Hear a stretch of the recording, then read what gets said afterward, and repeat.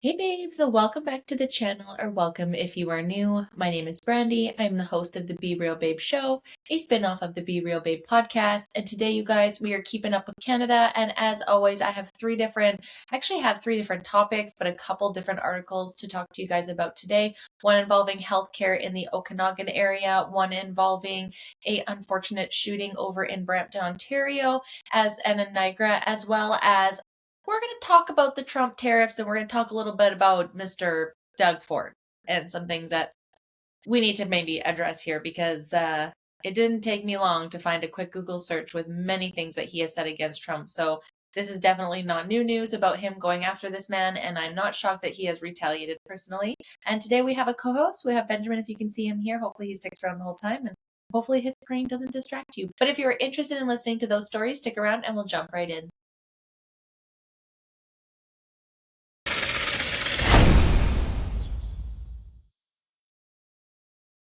All right, babes, as mentioned, three different stories today that we're going to talk about. Me and Benjamin are reporting live from our studio and our cozies, and we wanted to talk about a few things. And recently, I have been talking about the scare in the healthcare system, and we talked about the pediatricians kind of piecing out in the summertime here in Kelowna, and then we talked about the OBGYNs in Kamloops.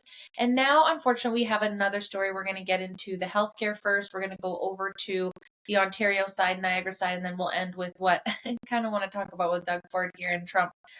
So first things first is an article from Castanet. Some psychiatrist resignations at Vernon's Hospital were expected, says Interior Health. So this is from October 25th.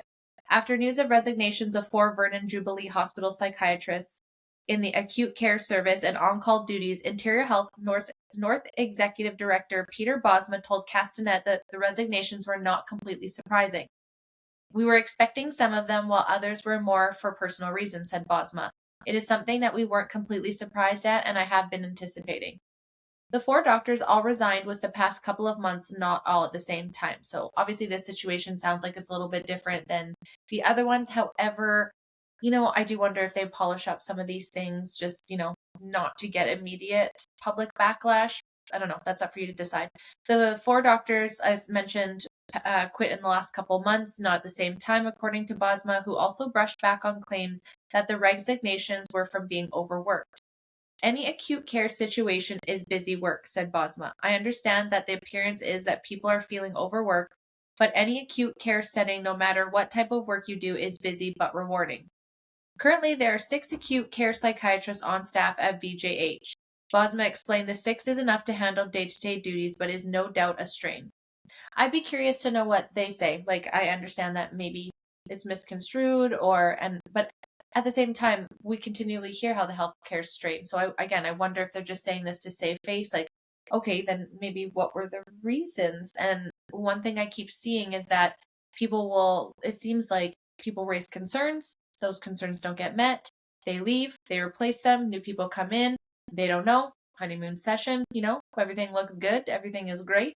And then all of a sudden you're a couple years in and you're like, what the fuck is going on? But then you develop relationships, I'm sure, with the patients and the town and the community. And I can imagine that'd be hard to walk away from. So what is making these individuals walk away? But we'll continue in the article, but it doesn't look like they're walking away entirely. It just looks like this is at the hospital. We've been looking at other ways of providing support, and we are looking at hiring consultation psychiatric nurse position that will assist the doctors with seeing patients, said Bosma. Those positions start up December 1st, and we are certainly looking at other models to bring in other doctors. Recruitment efforts to fill the psychiatrist positions are underway, but hiring challenges are real.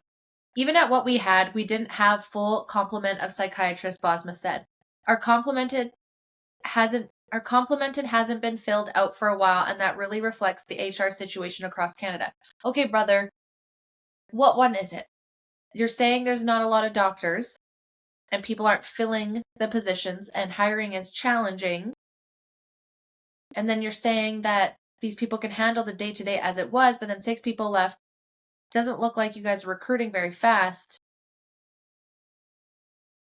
I don't know, just call a spade here. There is just not enough physicians out there to provide the care that we want.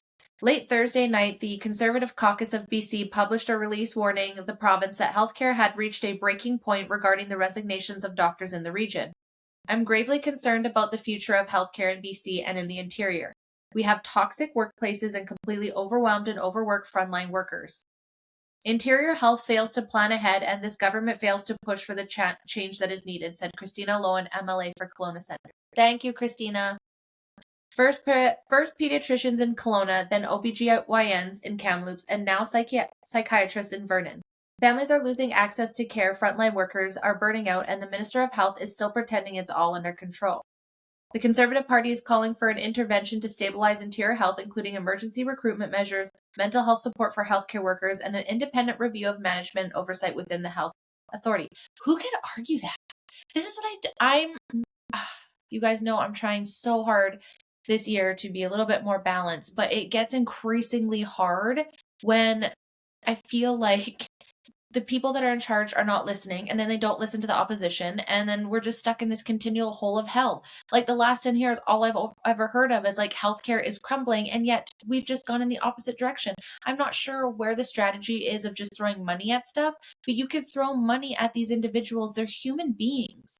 They need better support. They need mental health relief. They need better structures. They need better environments. They need better management. They need less things like, what was it, Bill C-36 or Bill B-20? I can't even remember.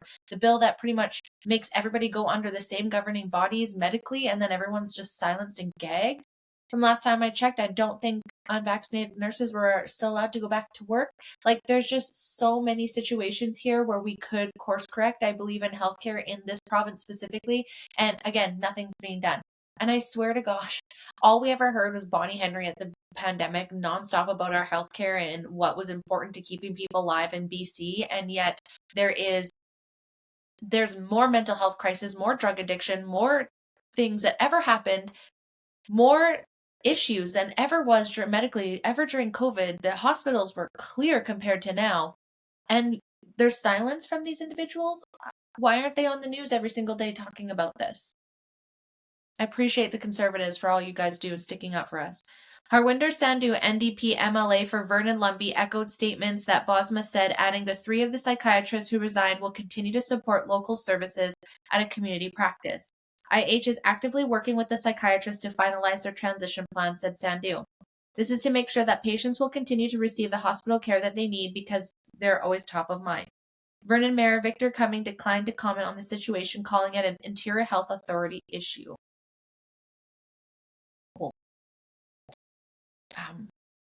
Brother, I hate to alarm you, but I feel like if it's in your writing, it should be of importance. Maybe understanding, not always commenting on stuff, but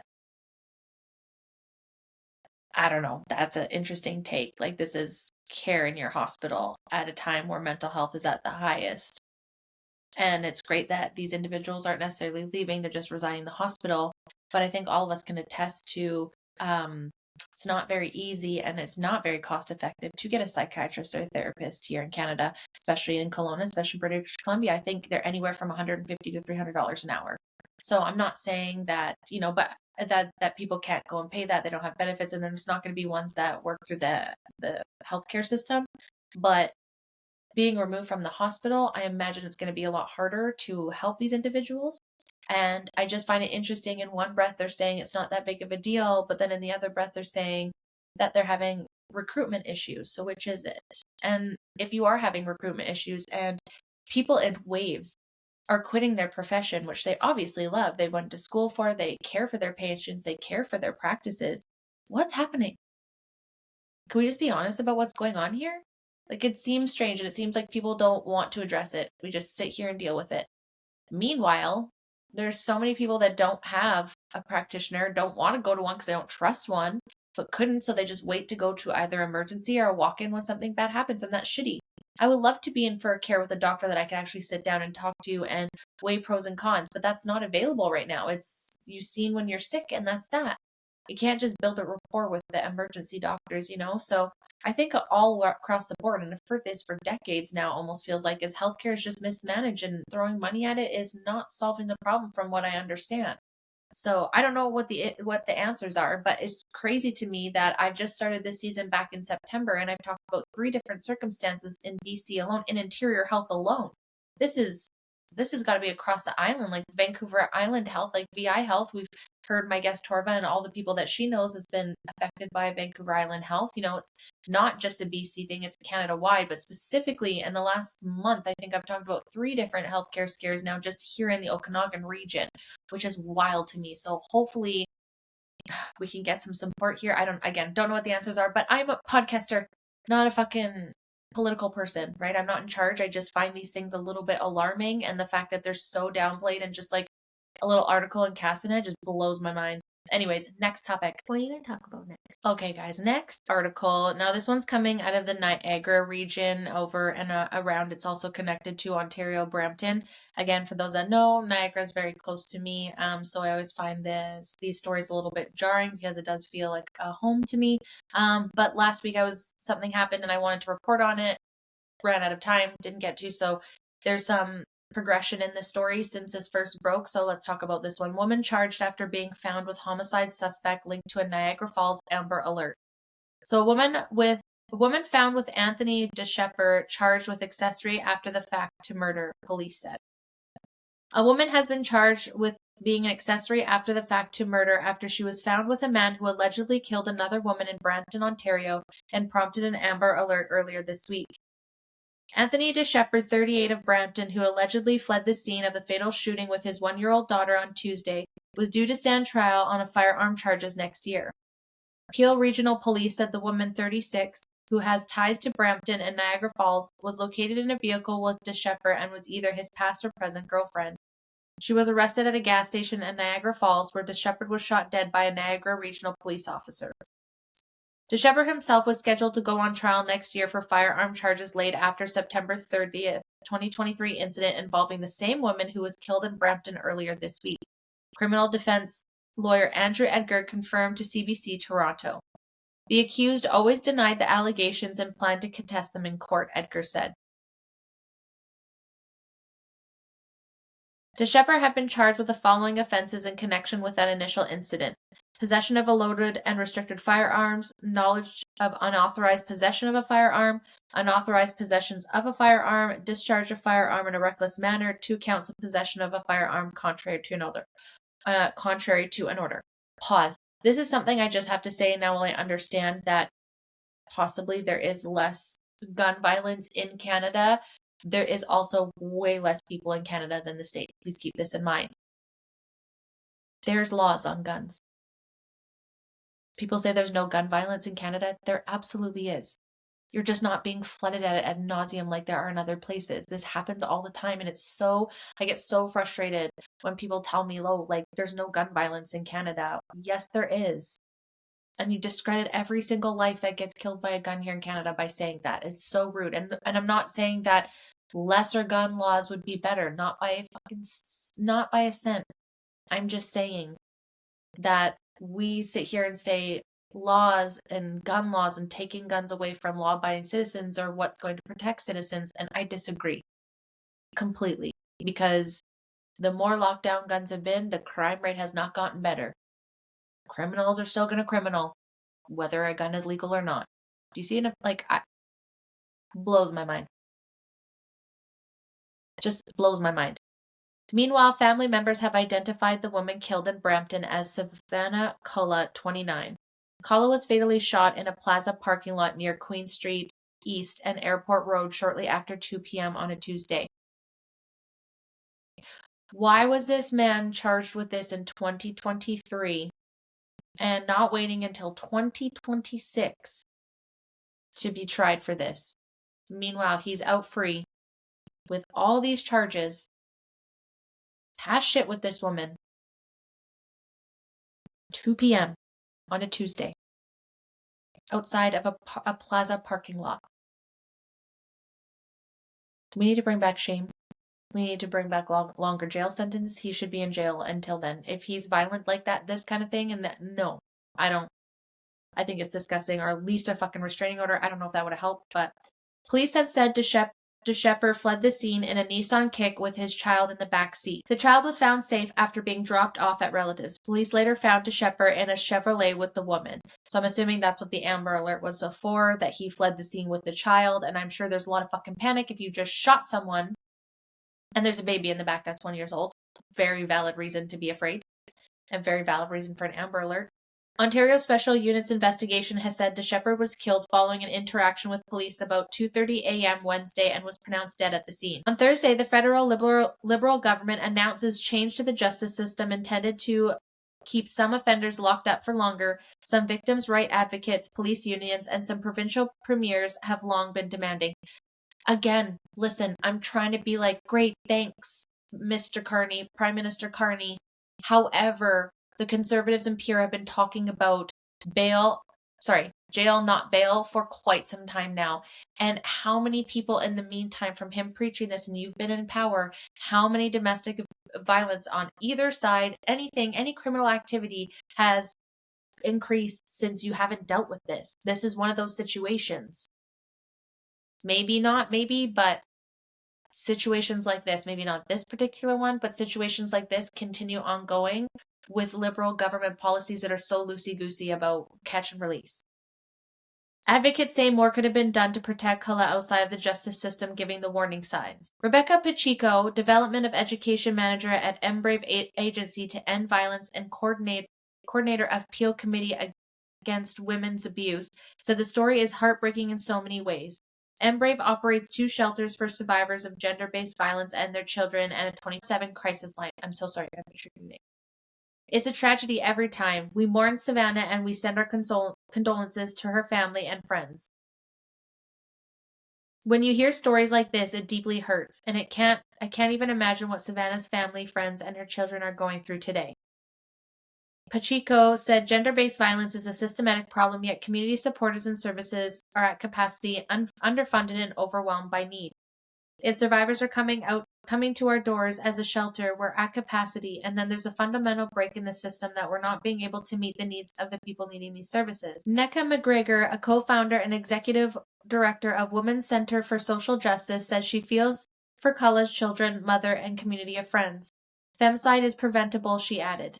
There are risk factors that are known, and the fact that this man was not tracked and Savannah was not protected, even though it was preventable, is part of what makes me angry and makes me really sad, she said.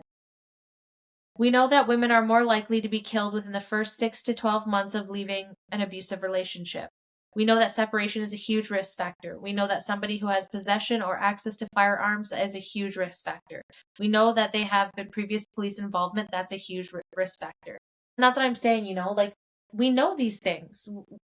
There's so many cases. You could go back week after week, you guys, of Keeping Up with Canada, where I've talked about either like women specifically or children going missing or something bad happening, and it just seems, or like people getting attacked, and I don't understand why we aren't looking into having harsher penalties for that. Like, if someone just gets a slap on the wrist, chances are they're going to do stuff again. You put them in jail for a significant amount of time to literally give them something to think about and time to think about it, where they don't have the access of community. Like, maybe there's a bigger chance, but just catching and release and knowing that there's literally no law that's really going to hold them back and they're just free to do whatever, like, it's not working, it's not helping, and things are just getting worse and worse. So, I'm really glad to see now we're going to do something about this, but what does that look like, and what does that even mean? Is it too late? Are there already too many criminals that have been released that are out there now? I mean, better late than never, I guess, but why was this such a drag your ass? Why do we give a shit about criminals versus victims? I can never understand this. I don't understand the victim mentality around criminals. I just truly don't understand it. I get that sometimes there's situations, perhaps, so we can be a little bit more kind-hearted to people that are going through a rough time, but people that are shooting people that are gun violence, any of those things are showing violence. Like, what the fuck are we doing? Like I talked about last episode, is there some other place that they could go if they can't go to jail or a hospital? Because going out on the streets is just hurting more people. I truly do not understand it. And that'll come to the third thing I want to talk about today. Another thing I do not understand, and kind of understand and I don't understand. Trump, tariffs, and Doug Ford. That's what we're going to talk about next. Even though I just don't want to be talking about American stuff. This is Keeping Up with Canada. But good old Doug Ford, he's done some things to hurt our relationship with the Americas, and we're going to jump into that. Okay, we got to talk about the big elephant in the room. Donald Trump. Why Donald Trump really scrapped trade talks with Canada. Now, listen, I find this article super interesting. It's coming out of the CBC, and I wanted to read something off mainstream media because I want to see what Canadians are being fed, what story they're given here.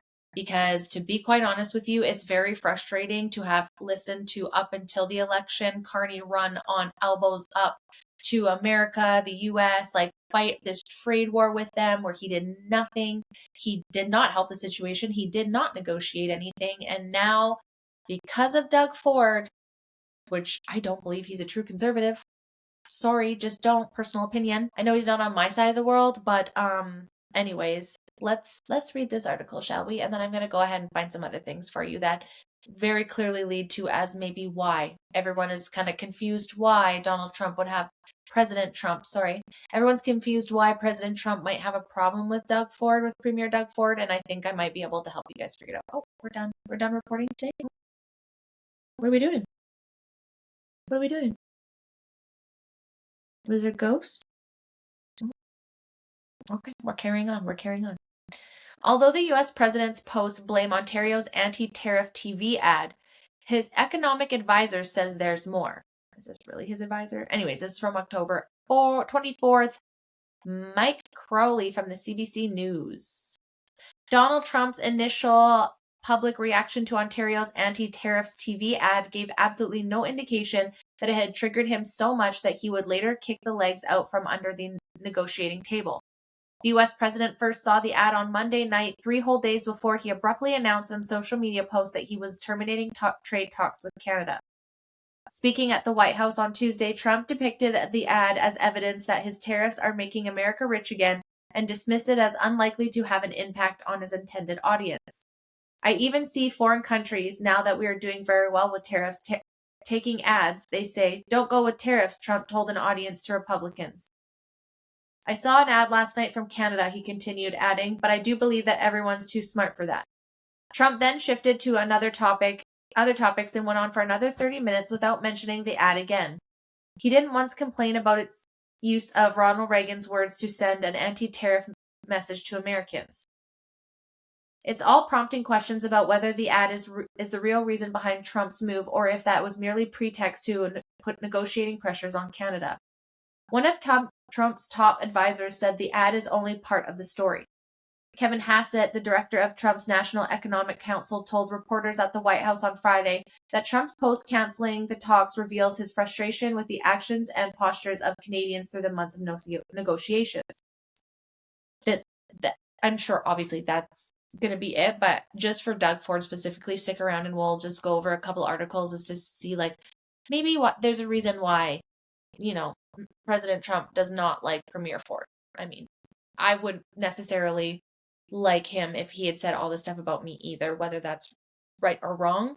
I don't think we'd all want to be listening and reading articles. Anyways, whatever, let's continue.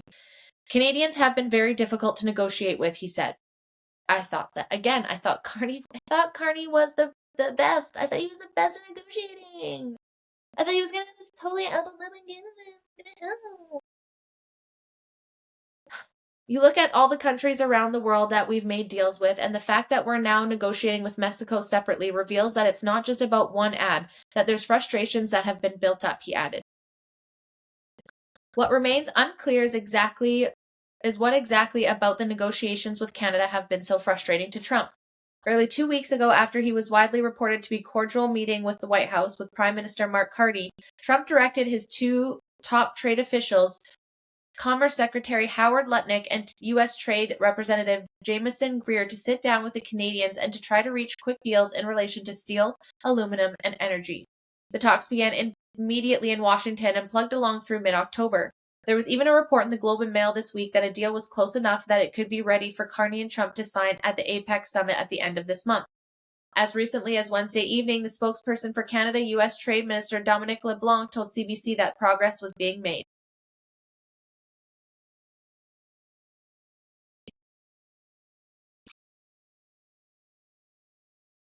Dominic LeBlanc.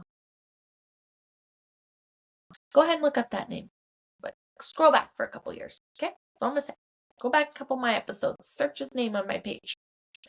Roughly 24 hours later, Trump slammed the Ontario ad as fake and announced all trade negotiations with Canada are hereby terminated.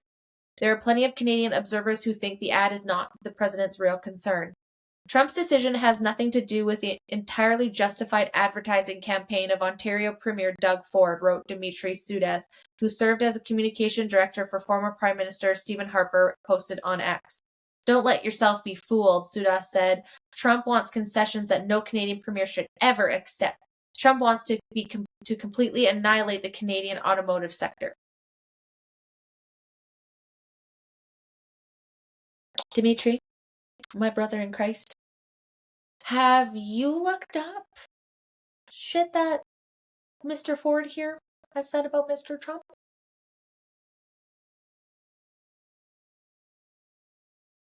I get so tired of Canadians that are so hate to the Americans. I really do. I'm sorry. We are so much stronger if we work together, and you might not love the guy, and that's fine. You don't have to. But continually putting him down and talking shit and writing shit and saying these things, how was it a justified advertisement? Keep out of their business. Trade with the fucking politicians. You're doing real good there, Dougie? Ontario doing really good? Because from what I'm hearing, it's not doing good. And you continually poking this bear, and now you got 8. Sorry. It sucks. Live here too. It affects all Canadians. You don't speak on behalf of all fucking Canadians, let me tell you that. Lane Payne, national president of Unifor, the largest private sector union in Canada, said Trump wants to bully Canada into economic subservience. The president's fake outrage over a TV ad is just his latest ploy to sabotage any progress made by the Canadian negotiation team, Payne said on Friday. So what are the real frustrations? On Thursday, mere hours before Trump canceled the talks, Ottawa hit General Motors and Stellantis with tariffs in retaliation for reducing vehicle production in Canada. Brian Clown, who advised former Prime Minister Justin Trudeau on Canada-U.S. trade, said that the move clearly irked the Trump administration. The ad is a problem in that it caused the president to do what he did, break off the talks. But this is more than just about one single ad, he said. Citing a source close to both Canadian and U.S. governments, the Globe and Mail reported Friday that Canada's position on Israeli Prime Minister Benjamin Netanyahu and its consideration of China as a strategic partner also factored into Trump's move. In a social media post slamming the Ontario ad, Trump drops not so subtle hint of his own about something else that's really on his mind. Canada is trying to illegally influence the United States Supreme Court in one of the most important rulings in history for our country, Trump said in a Friday morning post about the ad. He claimed that the ad was designed to interfere with what he called the most important case ever. While the idea that the Supreme Court justice would somehow be swayed by a TV ad borders on preposterous, the case indeed is important. It is the administration request to get the Supreme Court to overturn ruling by the U.S. Federal Court of Appeals that the president's move to impose broad-based tariffs on Canada, Mexico, and dozens of other countries was unconstitutional. The Supreme Court is scheduled to hear arguments in November. If Trump loses, the tariffs he slapped on Canada and Mexico over fentanyl trafficking and illegal immigration would be quashed, along with what he likes to call his Liberation Day tariffs.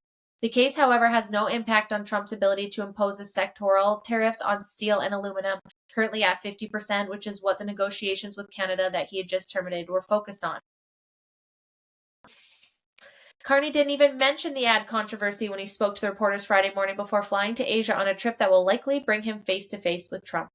A lot of progress has been made, and we stand ready to pick up on that progress and build on that progress when the Americans are ready to have the discussions. Ford's provincial government will pull the ads from U.S. screens after this weekend. What remains to be seen in whether that's really all Trump wanted to send his team back to the table with Canada. There's so much to unpack here. Again, as previously mentioned, I'm not going to beat this with a dead horse, but I thought Carney was going to deal with Trump. Is this dealing? Also, people are shocked. I'm not shocked. Y'all, it just took me a few minute Google search, hit the page about 10 times to go over, because obviously right now this is everything that's being talked about when it comes to Doug Ford and President Trump. But I have 5 articles here, and I'm just going to read you some of the titles and the ideas of all of them within the last 3 weeks, you guys. One article was from earlier 2025. Ontario Premier Doug Ford says Trump's hands shouldn't be on Canadians' critical minerals. Ontario Premier Doug Ford says Ottawa needs to be tougher to ensure that only friends get to invest in the Canadian critical mineral sector and not someone who wants to destroy the country's auto and steel sectors.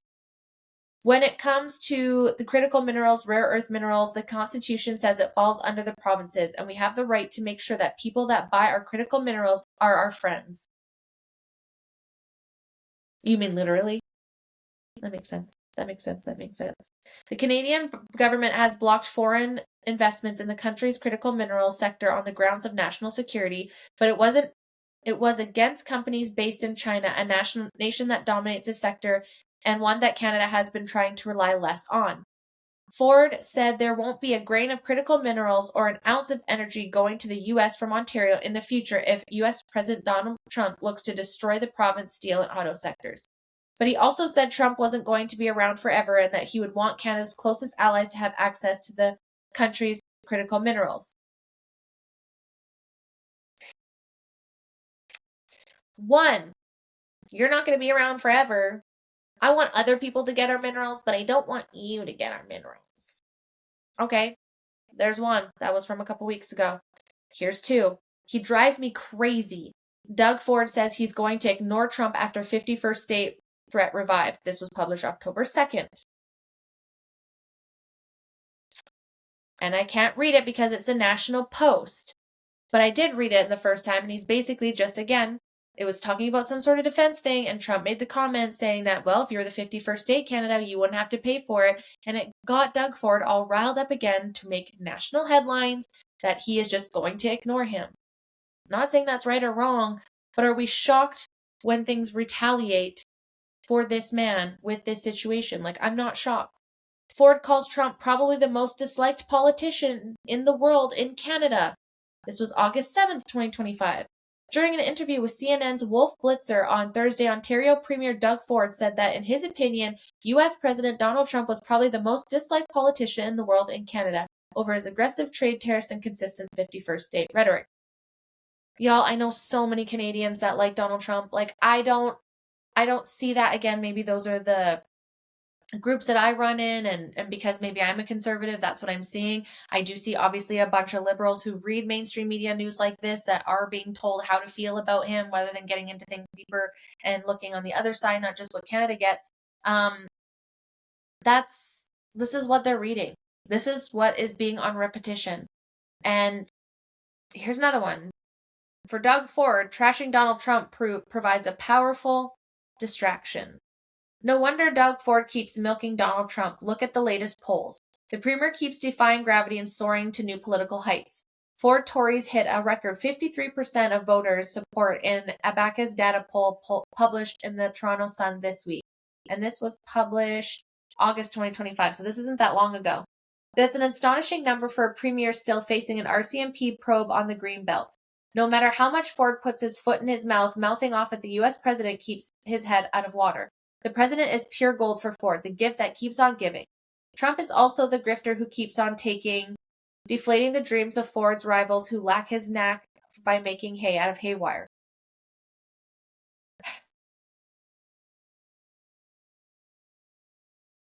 It's like he's seeing Carney. It's like he's seeing Carney was able to do it, and then is now just running on that, which is like wild behavior to me. It's just absolute wild behavior. Anyways, what do you guys think about this? Trump's not going to trade. I feel like he has gone back and forth quite a few times, so this is probably just him like putting his foot down. I don't know. But at the same time, I just feel like fighting fire with fire, like we're just going to get more burn. Why I think that is because the way the country is being managed with stories like I was talking about here about the healthcare system across Canada's and across industries are all over the fucking place, just not working out.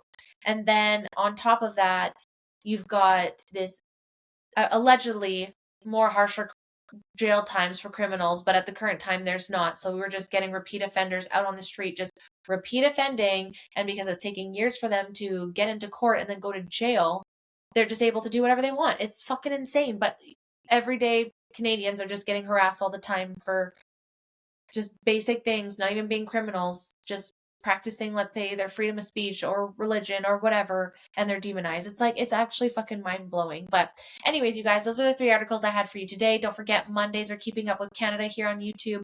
Wednesdays are Internet Insanity. I've got some good stories for you this Wednesday. And Friday is the Be Real Babe podcast on Apple, Spotify, or Rumble. If you want to find me on social media, you can find me on TikTok or Instagram at the Be Real Babe or the Be Real Babe podcast. Thank you guys again for sticking around. I hope you enjoyed this episode, and I'll catch you in the next one. Bye. Thanks for watching. Make sure to like, subscribe, and turn on notifications. Until next time, bye.